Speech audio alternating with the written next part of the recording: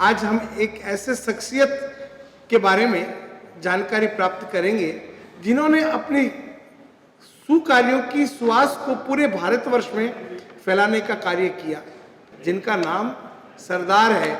और वास्तव में उन्होंने पूरे जीवन सरदार बनकर के सामाजिक कार्यों का, धार्मिक कार्यों का नेतृत्व किया। आज के युग में 2, 5, 10 करोड़ के कार्य करा पाना भी बहुत मुश्किल होता है, और उन्होंने अपने जीवन में सभी दानदाताओं से संपर्क करके 100 करोड़ से भी अधिक के समाज सेवा कार्य अपने जीवन में किए हैं। ऐसी शख्सियत श्री सरदार मल साहब कांकरिया, उनके बारे में हम यहाँ पर जानने के लिए एकत्रित हुए हैं। आचार्य श्री रामलाल जी महाराज साहब को हम शत प्रणाम करते हैं, नमन करते हैं, और आज के इस कार्यक्रम का हम प्रारंभ करते हैं। हमारे भारत की एक संस्कृति रही है, अतिथि देवो भव। हमारे अतिथि हमारे देव के तुल्य होते हैं। हम उनका स्वागत, सम्मान, सत्कार करना चाहते हैं। मैं सर्वप्रथम हमारे संभागीय आयुक्त साहब के बारे में 2 शब्द जरूर कह दूं। है समय नदी की धार की जिसमें सब बह जाया करते हैं, है समय महातूफान कि प्रबल पर्वत झुक जाया करते हैं। अक्सर दुनिया में लोग समय के चक्कर खाया करते हैं, लेकिन नीरज जी सर जैसे लोग नया इतिहास बनाया करते हैं, नया इतिहास बनाया करते हैं। बीकानेर की जो बदली व्यवस्था है, जो बदली फिजा आप देख रहे हैं, हमारे आदरणीय नीरज जी पवन सर की कार्यों की एक सुवास है। और उनके माल्यार्पण के लिए मैं निवेदन करूंगा हमारे गंगासर विनासर संघ के गौरवशाली अध्यक्ष श्री कौशल जी दुग्गड़। शॉल अर्पण के लिए मेरा निवेदन रहेगा आदरणीय श्री जयचंद लाल जी साहब डागा, कन्हैयालाल जी साहब बोथरा। नदिये न पिए कभी अपना जल, वृक्ष न खाए कभी अपना फल, अपने तन का, मन का, धन का तू जो दे औरों को दान रे, वो सच्चा इंसान रे, इस धरती पर भगवान रे। वास्तव में सरदार मल जी साहब कांकरिया ने इन पंक्तियों को सार्थक किया है। और मैं ज़्यादा इसलिए नहीं बोलना चाहता क्योंकि काफ़ी कुछ इस डॉक्यूमेंट्री के माध्यम से आपको भी पता चल जाएगा। तो लेकिन इस डॉक्यूमेंट्री को करने का सपना किसने देखा, ये मैं ज़रूर बताना चाहूँगा। यह एक स्वप्न था। क्यों इन पर एक डॉक्यूमेंट्री बननी चाहिए? हमारे पूरे भारतवर्ष का मीडिया का एक प्रमुख चेहरा है राजस्थान पत्रिका, और जिन्होंने राजस्थान पत्रिका में अपने 26 साल संपादक और अन्य पदों पर व्यतीत किए, आदरणीय श्री हेमजी शर्मा साहब जो हमारे मध्य आज यहाँ पर विराज रहे हैं, वो जब कलकत्ता पधारे और उन्होंने सोचा कि कांकरिया साहब की समाज सेवा की यात्रा बहुत लंबी है, 70 सालों की यात्रा है, क्यों ना उनकी यात्रा को एक डॉक्यूमेंट्री के माध्यम से लोगों के समक्ष लाया जाए। कहते हैं किसी की व्यक्ति को देख करके कोई ना कोई गुण अगर अपने भीतर आ जाए तो इस डॉक्यूमेंट्री का बनाना सार्थक सिद्ध होता है। और इस डॉक्यूमेंट्री को बनाया है आप ही के सुपुत्र श्री सुमित जी शर्मा जो यहाँ पर विराजमान है, और इन्होंने 128 से अधिक डॉक्यूमेंट्री पिक्चर्स आप कर चुके हैं। सुमित जी 128, इस छोटी सी उम्र में 128 से अधिक डॉक्यूमेंट्री फिल्मों का आपने निर्माण किया है। 10 करोड़ लोगों ने अभी तक इनकी डॉक्यूमेंट्री पिक्चर्स को देखा है, और लगभग 4.25 से 4.5 लाख फॉलोअर्स इनके साथ में जुड़े हुए हैं। ये एक बहुत बड़ी बात है कि हमारे बीकानेर से बिलोंग करते हैं और बहुत अच्छा कार्य कर रहे हैं। खबर अपडेट के नाम से इनका एक न्यूज चैनल है, और वो भी बहुत अच्छे ढंग से आप संचालित कर रहे हैं। तो हमारी शुभकामनाएं सुमित जी को। और हेमजी शर्मा साहब हमारे यहाँ पर पधारे, आपके सुपुत्र हैं, आप ही के पद चिन्हों पर चल रहे हैं। ये बहुत बड़ी बात है कि पिता के दिखाए हुए राह पर पुत्र चलता है तो पिता को बहुत ज़्यादा खुशी होती है, और वास्तव में यही खुशी हेमजी शर्मा साहब को हो रही है। और अब मेरा निवेदन रहेगा आदरणीय श्री नीरज के पवन सर से संभागीय आयुक्त को पधारें और अपनी बात हम सभी के साथ साझा करें। आज के इस कार्यक्रम में कल बीकानेर में राष्ट्रपति महोदया आ रही हैं। हम उसकी तैयारियों में बहुत ज़्यादा बिजी थे, सुबह से चल रहे। फिर भी जब हेम जी मेरे पास ये प्रस्ताव लेकर के आए थे कि कांकरिया जी पर एक डॉक्यूमेंट्री बनी है, उसको देखने चलना है, तो मुझसे रहा नहीं गया। मैंने कहा चलो, इतनी व्यस्तताओं के बावजूद जिस व्यक्ति ने समाज सेवा के क्षेत्र में 7 दशक दिए हों, 70 साल अब सेवा के क्षेत्र में एक स्तंभ, एक बड़े हस्ताक्षर के रूप में रहे हो, तो उन व्यक्ति के विषय में जानना ठीक रहेगा। इसलिए मैंने आज का दिन, जो कि बिल्कुल असंभव सा था कि कल, अभी भी रिहर्सल चल रही है, अभी भी नाल से कहाँ तो उतरेंगे, क्या करेंगे, और लास्ट मिनट जो एडजस्ट होते हैं, उसके बावजूद मेरे को ये लगा कि नहीं, आज काकरिया जी के इस कार्यक्रम में आना चाहिए, इसलिए मैं आप लोगों के बीच में आ गया।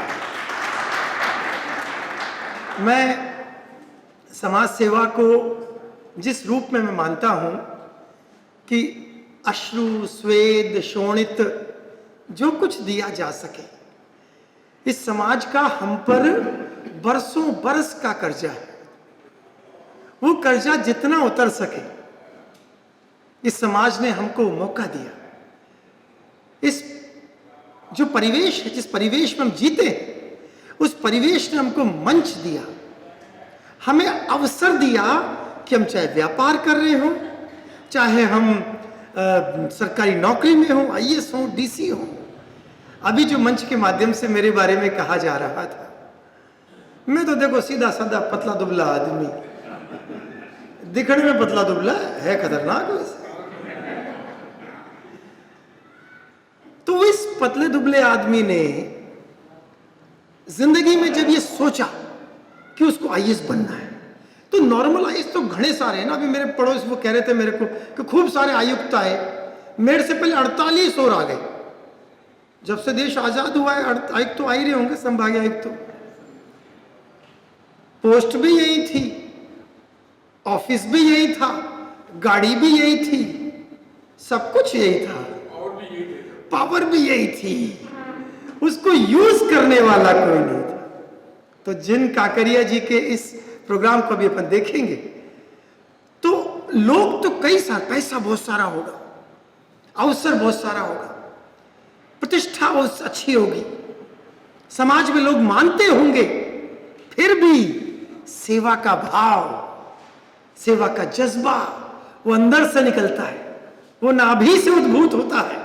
वो मौका आपको देता है, उस परमपिता परमेश्वर ने आपको मौका दिया सेवा का, तो ये उसका थैंक यू बोलिए कि उन्होंने आपको मौका दिया। हर किसी को नहीं मिलता, हर किसी के पास पैसा कई लोगों के पास हो सकता है, वो भाव नहीं उठेगा। वो भाव जो कि समाज सेवा के लिए, वो भाव जो आपसे कहता है कि मैं तो हूं ही हूं, पर मेरे साथ मेरा पड़ोसी, मेरे परिवार का, मेरे नगर का, मेरे मोहल्ले का, अगर वो किसी कष्ट में है तो मैं कैसे मदद कर सकता हूं। मेरा हाथ कभी उठे तो देने के लिए उठे, मेरा हाथ जब किसी के कंधे पर हो तो उसको लगे कि ना, अब ये मेरे साथ खड़े हैं, सब अच्छा होगा।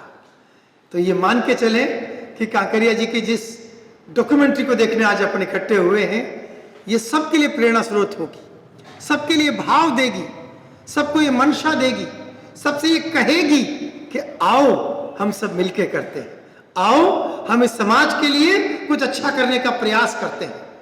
और उसके लिए कोई बड़े पद की, बड़े कद की जरूरत नहीं होती, सिर्फ भाव चाहिए होता है, वो मन से निकला हुआ भाव। मैंने ऐसे ऐसे लोग देखे हैं जिनके पास साधन संसाधन के नाम पर कुछ नहीं था, लेकिन जब वो सेवा के लिए निकले तो साधन संसाधन तो जुटते चले जाते हैं और सेवा का बड़ा संधान वो खड़ा होता जाता है। तो मैं आज इस अवसर पर जो भी यहाँ पधारे हैं सबको शुभकामनाएं देता हुआ, काकरिया जी जैसे लोग और सामने आए। इस समाज को सरकार अकेले कुछ नहीं कर सकती जब तक कि हम सब मिलकर तैयार नहीं हो।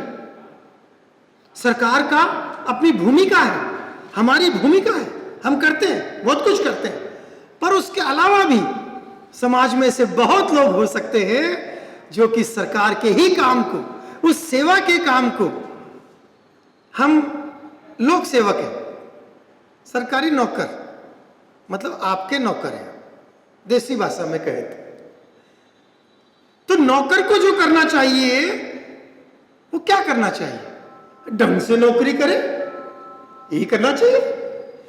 तो हम तो ढंग से नौकरी करते हैं, उसके साथ साथ समाज के वो लोग जो कि लोक सेवा में तो नहीं है पर मन में सेवा का भाव है, तो वो सेवा के लिए आगे आते हैं और काकरिया जी जैसे लोग बनते हैं। तो मेरी ओर से सबको बहुत बहुत शुभकामनाएं।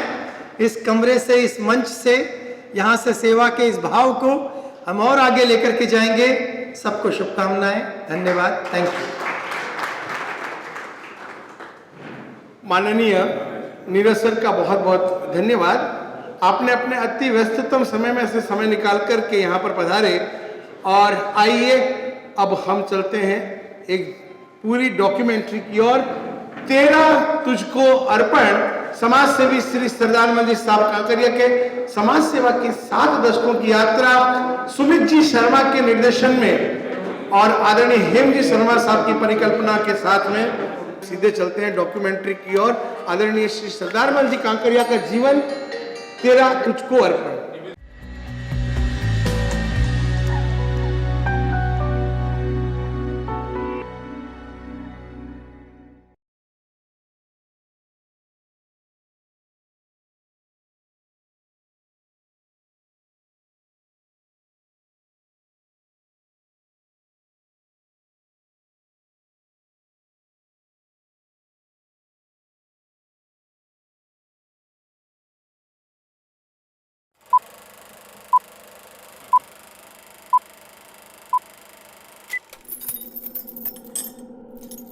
जब भारत गुलामी की बेड़ियों में जकड़ा हुआ था,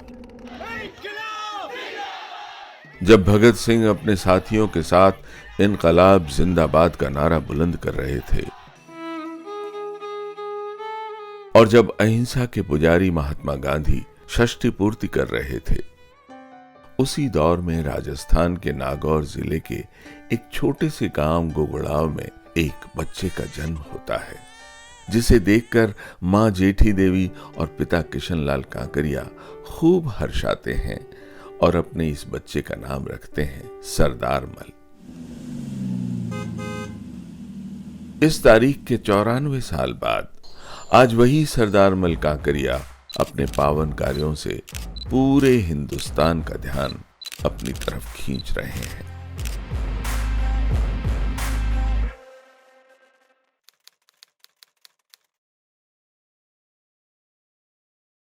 तेरा तुझको अर्पण क्या लागे मेरा, सब कुछ हासिल कर लेने वाले इस दौर में सब कुछ अर्पण करने की चाह कुछ ही बिरले लोगों में होती है। ऐसे बिरले लोग जो मनसा वाचा कर्मणा चाहते हैं कि उनके देश में कोई भूखा ना सोए, कोई शिक्षा से अछूता ना रहे, जनमन में अध्यात्म की जोत जलती रहे, कोई लड़खड़ाए तो कई हाथ संभालने को उठते रहे। शिक्षा, सेवा, साधना और सहयोग को समर्पित 7 दशकों की ऐसी ही एक यात्रा है सरदार मल कांकरिया की। सरदार मल का बचपन रूपी कच्चा घड़ा राजस्थान के तावड़े में तप कर निखरा।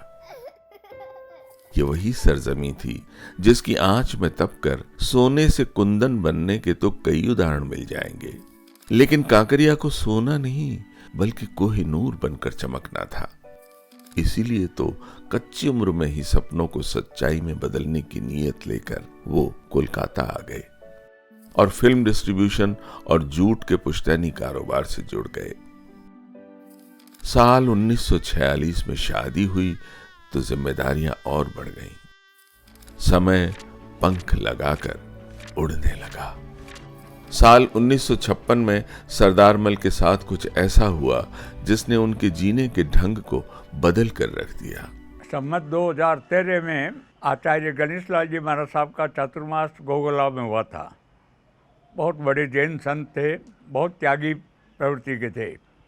मेरा 4 महीना करीबन वहीं रहने का काम पड़ा और उनके उपदेश से ऐसा महसूस हुआ कि मनुष्य जीवन की सफलता तो जब ही है कि दूसरे के लिए जिए। इसी को लेके जीवन के 4 लक्ष्य बनाए, शिक्षा, सेवा, साधना और सहयोग। इन्हीं को लेकर के निकल पड़ा। हालांकि एक साधारण व्यक्ति के लिए ये एक असाधारण लक्ष्य था, लेकिन काकरिया ने किसी कांटे की परवाह नहीं की। फिर भी एक सवाल बड़ा विकट था कि इतना सब कुछ अकेले कैसे कर पाएंगे। तब मानवता की सेवा करने वाली 2 संस्थाएं उनकी तरफ मुस्कुराती हुई देख रही थीं। श्री श्वेतांबर स्थानकवासी जैन सभा और श्री अखिल भारतवर्षीय साधु मार्गी जैन संघ। कांकरिया ने इन दोनों संस्थाओं में सेक्रेटरी, ट्रस्टी और अध्यक्ष जैसे पदों पर रहते हुए अपने लक्ष्यों की तरफ बढ़ने का मानस बना लिया। उनकी इस यात्रा को और आसान बनाया उनके व्यक्तित्व ने। सरदार मल के बारे में कहा जाता है कि यथा नाम तथा गुण। सरदारों सरीखा साहस, सादा जीवन, उच्च विचार, विनम्र, विनोद प्रिय और विवेकशील, पारखी, प्रेरक और परिश्रमी। बस एक ही सोच, चरई वेती, चलते रहो, चलते रहो। काकोसा की व्यक्तित्व की सबसे बड़ी विशेषता यही है कि काम किए जा, फल की चिंता मत करो। वो अपने हर काम में डिसिप्लिन के साथ करते हैं, चाहे छोटा हो या बड़ा हो, और डिसीजन पावर उनका बहुत बढ़िया है। सबसे खास बात यह थी कि समाज सेवा के अपने लक्ष्यों को पूरा करने की होड़ में उन्होंने अपने निजी जीवन के साथ कभी समझौता नहीं किया। उनकी ज़िंदगी में बहुत उतार और चढ़ाव भी आए, लेकिन वो हमेशा हर चीज़ में बैलेंस ही रहे। छोटों के साथ खेलना, बड़ों के साथ वैसे बातें करना, और कहीं घूमने जाते थे तो सबको साथ में लेके जाते थे। मैं एक ही शब्द में कहूँ मेरे पिताजी के बारे में, वो है सहजता।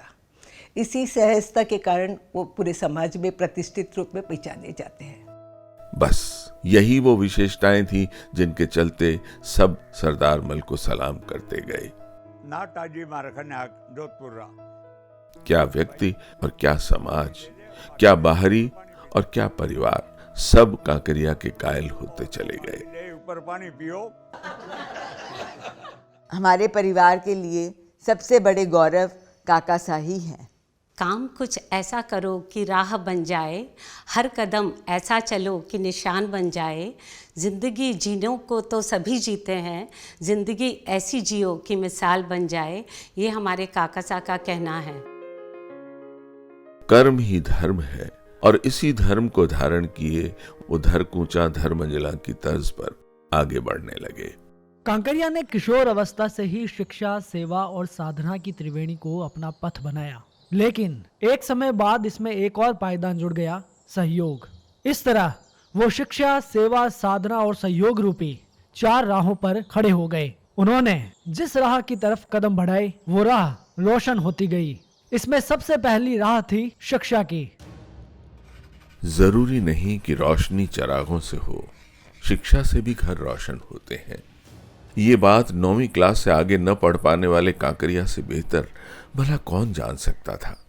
कोलकाता में भी ऐसे कई बच्चे थे जो शिक्षा से महरूम थे।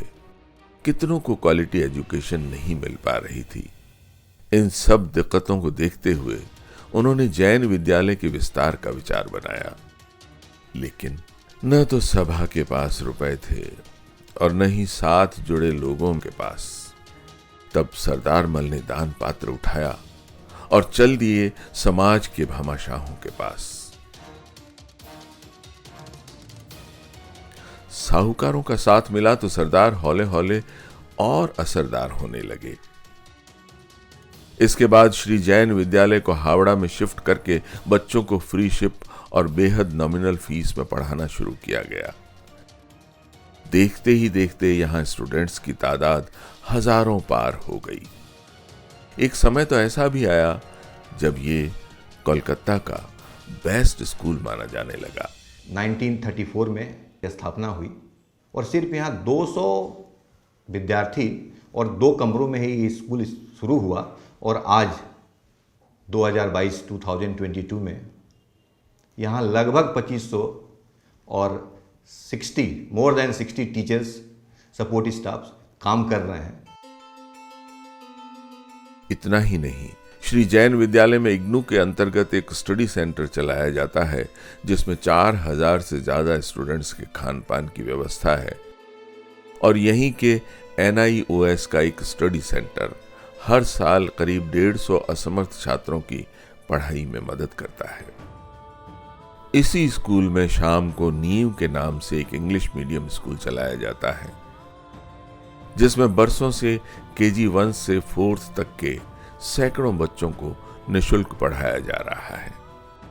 इसी तरह काशीपुर के स्कूल और जगत दल के हरकचंद कांकरिया जैन विद्यालय में सैकड़ों गरीब बच्चों को 10वीं तक की पढ़ाई करवाई जाती है।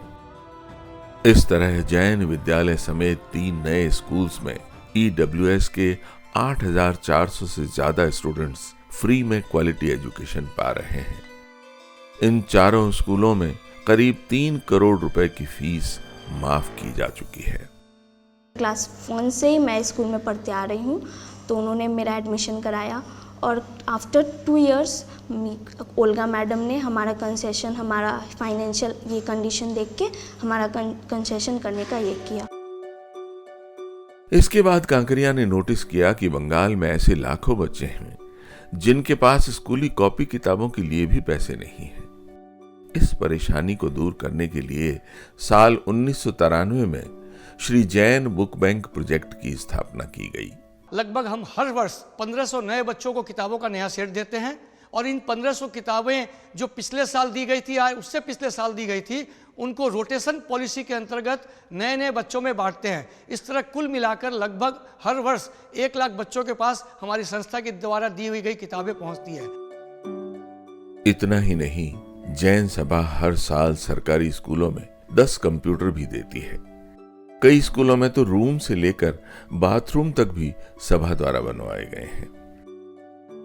इन सब के बाद कांकरिया के मार्गदर्शन में ही अब कोलकाता के राजार हाट में SPK जैन फ्यूचरिस्टिक एकेडमी के नाम से एक ऐसा मॉडर्न स्कूल बनाया जा रहा है जिसकी तुलना भविष्य में भारत के बेस्ट स्कूल से की जा सकेगी। ये तो हुई स्कूली शिक्षा की बात। कांकरिया शिक्षा रूपी इस पहल को कॉलेज एजुकेशन के साथ और तेज करना चाहते थे। इसी कड़ी में साल 2006 में काशीपुर में 11 स्ट्रीम्स वाले THK जैन कॉलेज की स्थापना की गई। कोलकाता में 37 साल बाद बना ये नया कॉलेज इतना फेमस हुआ कि देखते ही देखते यहां हजारों स्टूडेंट्स हो गए।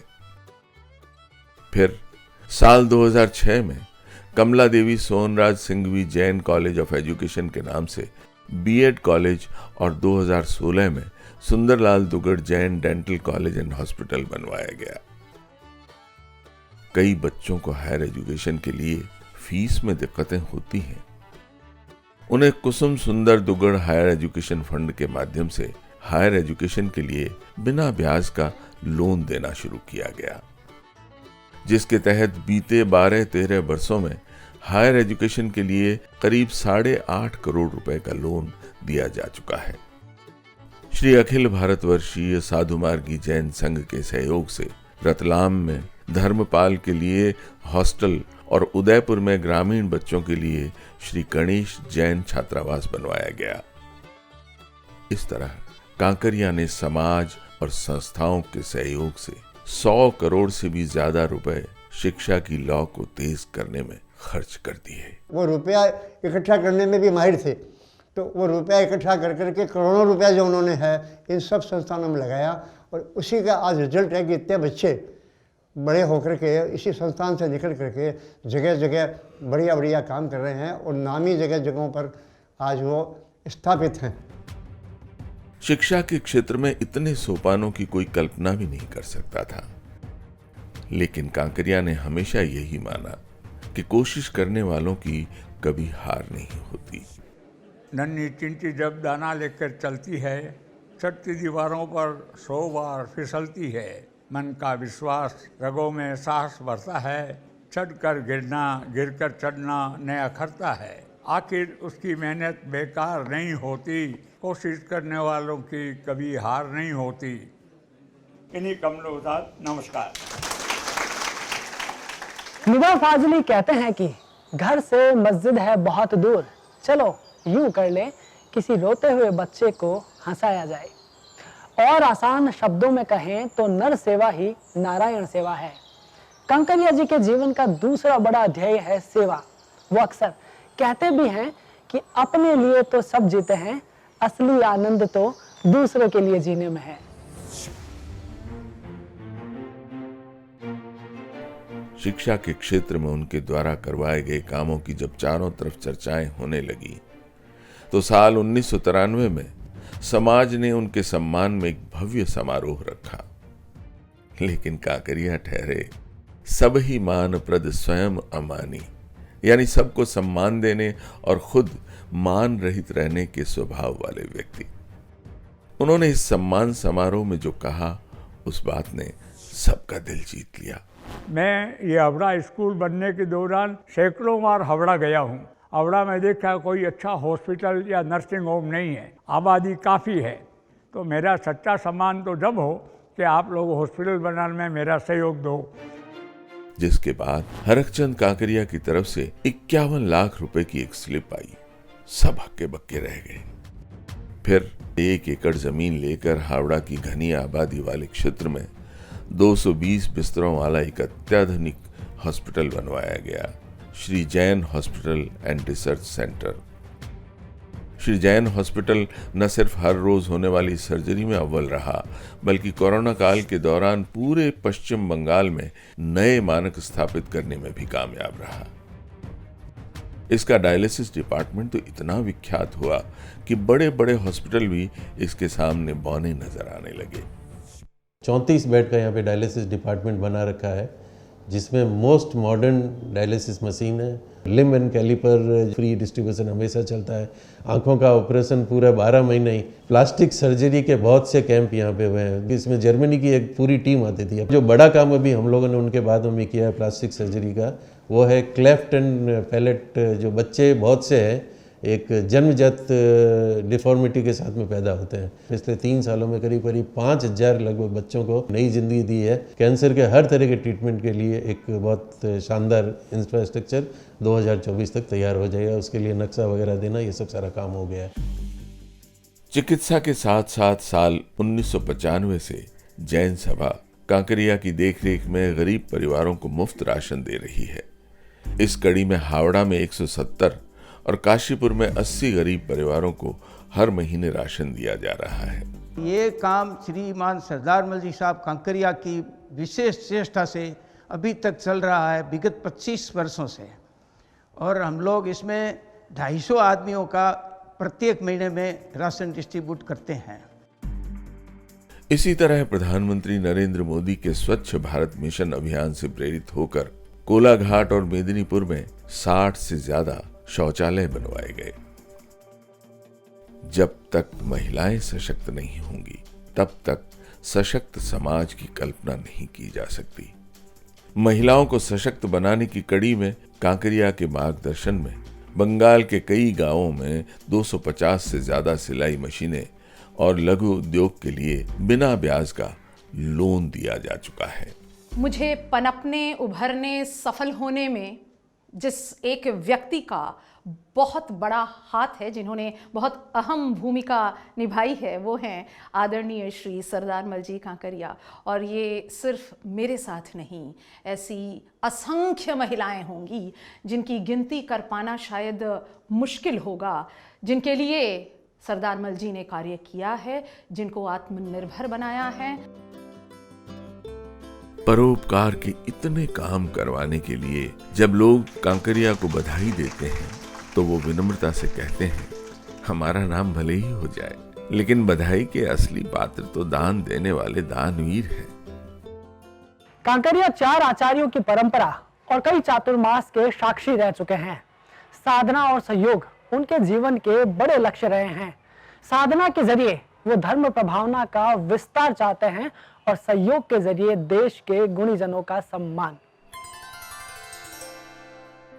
धर्म और समाज का आपस में गहरा संबंध होता है। धर्म से साधना और साधना से संस्कारोदय होता है। संस्कारोदय से अच्छे समाज और अच्छे समाज से अच्छे राष्ट्र का निर्माण होता है। इसलिए जरूरी है कि समाज के साथ मिलकर धर्म की प्रभावना की जाए। मध्य प्रदेश में नानालाल जी महाराज साहब का व्याख्यान सुनकर जब बलाई जाति के हजारों लोगों ने बुरी आदतों को त्याग दिया, तब कांकरिया ने वहां के गांवों में मीलों पद यात्राएं करके तकरीबन 1 लाख लोगों को मुख्य धारा से जोड़ने में सहयोग किया। लाखों की तादाद में जो धर्मपाल प्रवृत्ति में बच्चों ने शिक्षा के क्षेत्र में आगे बढ़ाना, उनके साथ पद यात्रा करना, विभिन्न प्रकारों से उनको शिक्षा के क्षेत्र में जोड़ना, कुव्यसन से हटाना, इस क्षेत्रों में उन्होंने अद्भुत कार्य किए। और उनकी जो खुद की अगर सेवा साधना के क्षेत्र में अगर देखा जाए तो वो आचरण को सही धर्म मानते हैं। उनकी क्रिया से ज़्यादा वो हमेशा आचरण पर जोर दिया। इसी तरह धर्म की प्रभावना के लिए बीकानेर से श्रमणोपासक पत्रिका और कोलकाता से प्रज्ञा पथ पत्रिका निकाली जाती है। इसी कड़ी में श्री अखिल भारतवर्षीय साधु मार्गी जैन संघ के अंतर्गत उदयपुर में नानालाल जी महाराज की स्मृति में नानेश ध्यान केंद्र बनवाया गया है। साथ ही वहां एक रिसर्च इंस्टीट्यूट, आगम एवं शोध संस्थान भी बनवाया गया है। अब सहयोग रूपी लक्ष्य की बात करें तो कांकरिया ने प्रतिभाओं का दिल खोलकर सहयोग किया। कला, साहित्य, संस्कृति, समाज सेवा, संगीत, नृत्य जैसे क्षेत्रों के गुणीजनों के सम्मान के लिए 1986 में विचार मंच की स्थापना की गई। इसके अंतर्गत जैन समाज के प्रमुख लोगों के नाम से करीब 20 पुरस्कार दिए जाते हैं। विचार मंच के माध्यम से सरदार मल जी ने सचमुच एक वैचारिक क्रांति का निर्माण किया है और पूरे समाज, या यूं कहूं कि अखिल भारतवर्षीय उन्होंने एक पहचान बनाई है कि एक बैनर के तले विभिन्न क्षेत्र की प्रतिभाओं को सम्मानित करने का इतना बड़ा काम प्रतिवर्ष उनके माध्यम से किया जाता है। एक सरदार मल का मार्गदर्शन, 2-2 संस्थाओं का साथ, दर्जनों लोगों का योगदान, सैकड़ों लोगों का साथ, हजारों हाथ और लाखों लोगों के जीवन में बदलाव। ये बदलाव लाने में एक एक कार्यकर्ता से लेकर एक एक दानदाता का सहयोग शामिल है। सब जुड़ते गए तो कारवां बनता गया और अब तक इतने सारे परोपकार के काम कर लिए गए कि कोई कल्पना भी नहीं कर सकता था। इस तरह कांकरिया ने अपने जीवन के 7 दशक परोपकार में जिए हैं। उनकी ये यात्रा 94 साल की उम्र में भी बदस्तूर जारी है। वो मानते हैं कि मानव जीवन अनमोल रे, मिट्टी में न रोल रे, अब जो मिला है फिर न मिलेगा, कभी नहीं, कभी नहीं, कभी नहीं रे। कांकरिया अभी भी थके नहीं हैं। वो मानते हैं कि दूर तक चलना है, अभी मत रोक अपने पांव पंथी। आज तेरे जीत का त्योहार है, ये मंजिल नहीं है। चरे वेती चरई वेती। तेरा तुझको अर्पण के भाव के साथ बदलाव की बयार बहाने वाले सरदार मल कांकरिया पर आज पूरे भारतवर्ष को गर्व है। आइए मानवता की सेवा में अपना पूरा जीवन समर्पित करने वाले इस महापुरुष को हम सब मिलकर सलाम करें।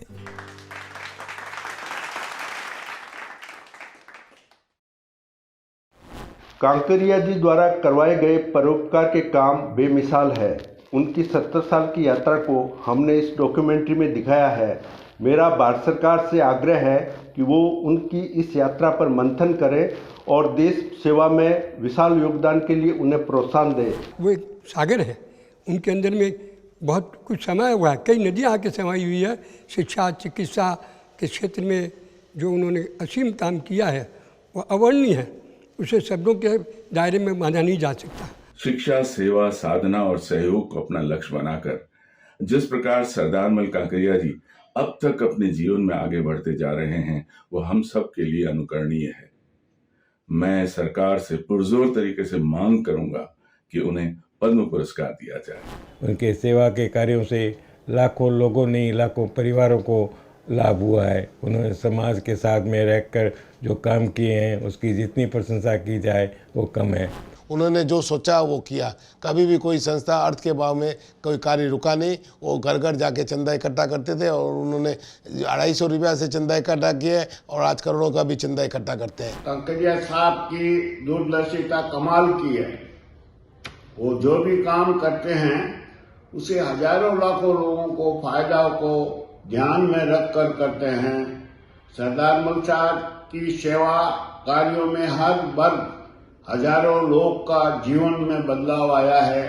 श्रीमान सरदार मल जी कांकरिया साहब अपना आप में एक यूनिक एवं संपूर्ण व्यक्तित्व के धनी हैं। विशेष रूप से आप द्वारा निर्मित एवं संचालित शिक्षा एवं स्वास्थ्य के प्रकल्प आज भी मील के पत्थर हैं। आपका ये मानना है कि सामाजिक सेवा कार्य बिना किसी निजी स्वार्थ दिखावा अथवा महिमा मंडिन के होने चाहिए। 94 वर्ष की उम्र में भी आप 24 वर्ष के युवा की तरह जिस उत्साह से समाज के उत्थान व विकास के कार्य में सहभागी बन रहे हैं, निश्चय ही वह अनुकरणीय, अनुमोदनीय और उल्लेखनीय है। आपके सुदीर्घ, सुखी एवं कल्याणकारी जीवन की मंगल कामना है। आप जैसे व्यक्ति को अगर पद्मश्री से सम्मानित किया जाता है तो वह आपके साथ ही स्वयं अलंकरण की भी शोभा है। जैन समाज के देवत्यमान नक्षत्र है, बहुआयामी व्यक्ति को धनी है। धार्मिक, सामाजिक, राजनीतिक क्षेत्र में, शिक्षा के क्षेत्र में जो कार्य किए हैं, मैं कह सकता हूँ बेमिसाल है। मैं सरकार से निवेदन करता हूँ, केंद्र सरकार से निवेदन करता हूँ, उनको पद्म पुरस्कार से विभूषित किया जाए। उन्होंने देश का बहुत भला किया है। कैसे भला किया है कि आप अपने संतान को, यंगर जनरेशन को क्या दे सकते हैं? सबसे बढ़िया आप एजुकेशन दे सकते हैं, शिक्षा दे सकते हैं, हेल्थ दे सकते हैं। उन्होंने दोनों काम किया। 70 वर्षों तक शिक्षा, सेवा और साधना में समर्पित श्री सरदार मल जी साहब कांकरिया ने ऐसा कार्य किया जिससे लाखों परिवार की जिंदगी संवारी गई। सरदार मल जी कांकरिया जिन्होंने सेवा, साधना, शिक्षा, सहयोग के रूप में 7 दशकों में शानदार काम किया है। मैंने अपने जीवन में ऐसे भामाशाह को कभी नहीं देखा। ऐसे भामाशाहों को भारत सरकार पद्म सम्मान से सम्मानित करती है तो अपने आप में एक आने वाली पीढ़ी को भावी उदाहरण मिलता है। मैंने मेरे जीवन में इस तरह की संस्था नहीं देखी है जिसमें कि सब कार्यकर्ता अपनी सेवा देने के लिए बहुत उत्साहित रहते हैं। और सबसे अच्छा मेरे को इस संस्था का ये लगा कि यहाँ पर सिर्फ सिलेक्शन है, कोई इलेक्शन नहीं है। श्री सरदार मल जी कांकरिया एक अजात शत्रु पुरुष हैं और मेरी कामना है कि वे लोक जीवन में जैसा अपार सम्मान प्राप्त कर चुके हैं उसी प्रकार राष्ट्रीय स्तर पर भी शासकीय सम्मान प्राप्त कर समाज को प्रेरित करें। हॉस्पिटल्स हैं, कॉलेज हैं, स्कूल हैं, उनके साथ वे बराबर जुड़े रहते हैं। ऐसा व्यक्ति मतलब एक तरह से कहना चाहिए कि उनके सत प्रयासों से यह कार्य हो चुका है और लाखों बच्चे उनके इन कार्यों को देख रहे हैं तो वे उनसे प्रेरणा ले रहे हैं। डॉक्टर अरुण प्रकाश अवस्थी की पंक्तियां हैं। प्रश्न नहीं है इस दुनिया में कितना कौन बड़ा है, प्रश्न यही है किस जमीन पर कैसे कौन खड़ा है। श्रद्धेय सरदार मल जी स्वनिर्मित बहुआयामी सेवाओं की विस्तृत भूमि पर प्रकाश पुंज की तरह विराजमान हैं। 95 वर्ष की उम्र में वो सक्रिय रूप से इन सेवा के कार्यों में लगे हुए हैं। उनका ये सेवा का जीवन प्रत्येक भारतीय के लिए प्रेरणादायक है। श्री सरदार मल कांकरिया सही अर्थों में कर्मयोगी हैं। उनके जीवन का मूल मंत्र ही है न तन सेवा, न मन सेवा, न जीवन और न धन सेवा, मुझे है इष्ट जन सेवा, सदा सच्ची भुवन सेवा। कि सबको साथ लेके चलते हैं। ये नहीं कि अकेले डिसीजन लिया और सारा काम कर लिया। सबका सहयोग करके वो अपने साथ जाते हैं और जाके ये सारा कार्य पूरा करते हैं। और आज भी 95 वर्ष की उम्र में भी ये सोच रखना, मैं कहता हूँ ये ईश्वरीय देन है। मैं उन्हें नमन करता हूँ।